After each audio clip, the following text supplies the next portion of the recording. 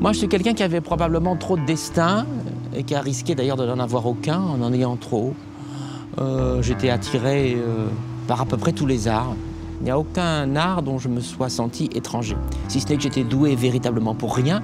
Donc c'est comme ça qu'on devient metteur en scène, je crois.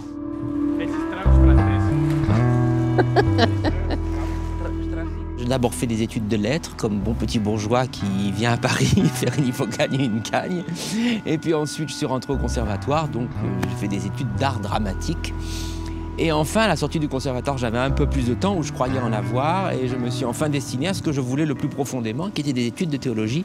C'est là que j'ai réussi à trouver les véritables outils qui me permettraient de comprendre peut-être un peu ma vie, peut-être un petit peu mieux ma foi, mais en tout cas certainement mieux ce que je voulais faire au théâtre. J'ai été forcé de constater que ce qui m'avait poussé dans la vie théâtrale, c'était une volonté d'héroïsme mystique, autant que ce qui m'attirait dans la vie religieuse ou dans la foi. Tout ça, probablement, a la même source.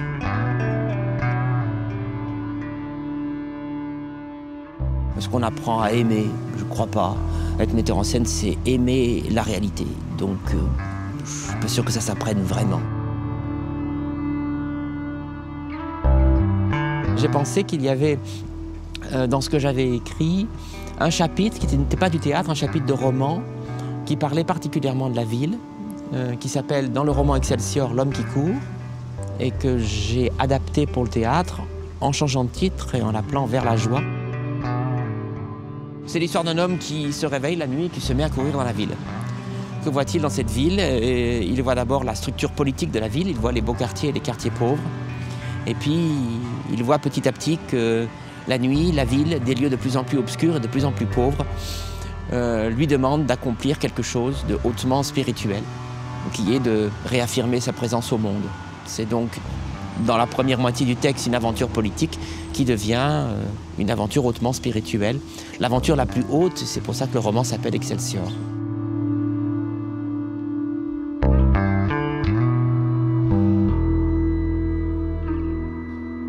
Ce qui a été, à mon avis, exemplaire dans la Fondation, c'est qu'elle s'est intéressée non seulement à la création.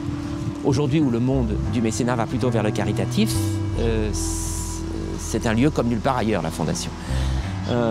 Et puis d'autre part, vers la création et l'émergence, puisque j'étais tout jeune, tout débutant.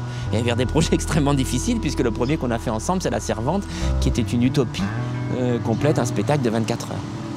Ce qui s'est passé à la Fondation Paribas ces dernières années, ces 30 dernières années, c'est exemplaire, je dirais même que c'est visionnaire.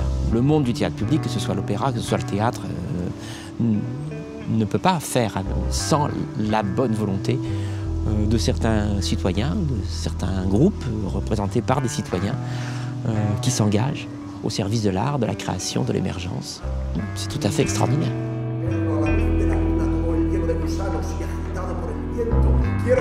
On grandit au théâtre en se connaissant un petit peu mieux soi-même.